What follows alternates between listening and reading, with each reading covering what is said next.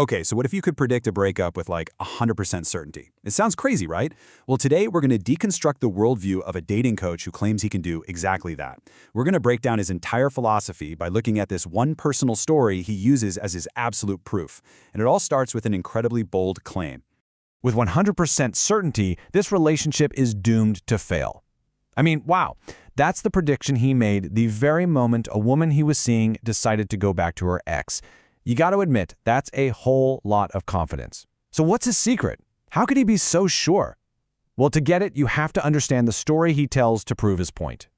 And this personal story is everything to his argument. For him, it's not just some anecdote, It's the ironclad proof that his theories about relationships aren't just ideas. He believes they're predictable, almost scientific facts. So here's how it all went down, according to him. On the very first day the woman leaves him for her ex, bam, he makes that 100% certain prediction. Then you fast forward about 30 days, just 1 month, and guess what? She messages him. Just like he said would happen, the breakup is already a done deal. And by the very next day, they're meeting up and she's the one wanting to reconnect. Now, this is the really crucial part. The coach says he wasn't shocked that the relationship failed. He totally expected that. What really blew his mind was the speed. See, he figured it would take 6 months, maybe even a year, for her to circle back. The fact that it all crumbled in just 30 days is, for him, the smoking gun. It's the key piece of evidence that proves his entire theory about how relationships really work. So what is this grand theory?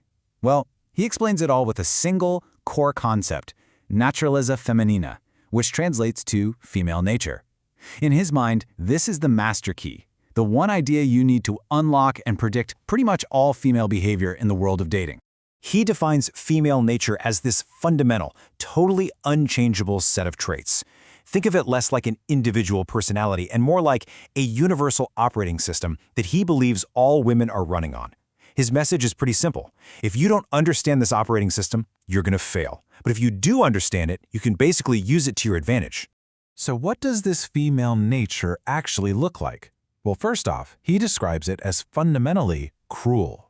Now, he claims it's not cruel out of malice, but because it's driven entirely by raw emotion and a constant need for validation. And most importantly, he argues this nature forces women to relentlessly seek out a man of the absolute highest possible caliber. And this quote, this gets to the absolute heart of his logic. He says, once you try a man of X caliber, you can't go back. He believes that after a woman has been with a high-caliber man, she's basically ruined for anyone who's a step down. And that, he argues, is exactly why the woman in his story came back. Her ex was a downgrade, and her female nature just couldn't stomach it. Okay, so if female nature is this unchangeable problem, what's his solution?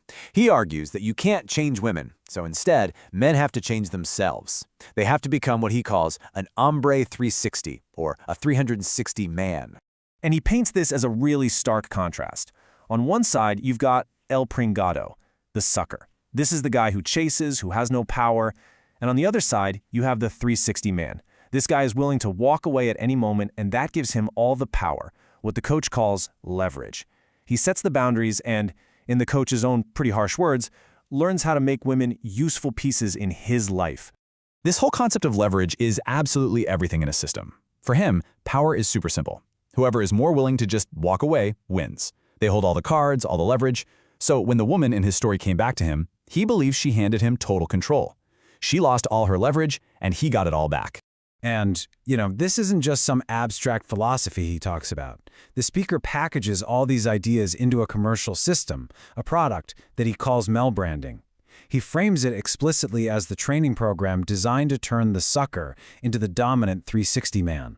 So at the end of the day, this all boils down to one critical choice that the coach believes every single man has to make. In his world, there are only two paths forward, and they lead to two completely different destinations. He puts it right to his audience with this super direct, almost confrontational question. He asks, do you want to be the sucker or do you want to be the man? It's a binary choice. There's no middle ground. In his view, you either learn to play the game or you're going to get played. Simple as that. And here are the two paths just as he lays them out. The sucker ignores what he calls the rules, follows his emotions, and is basically doomed to get hurt and used.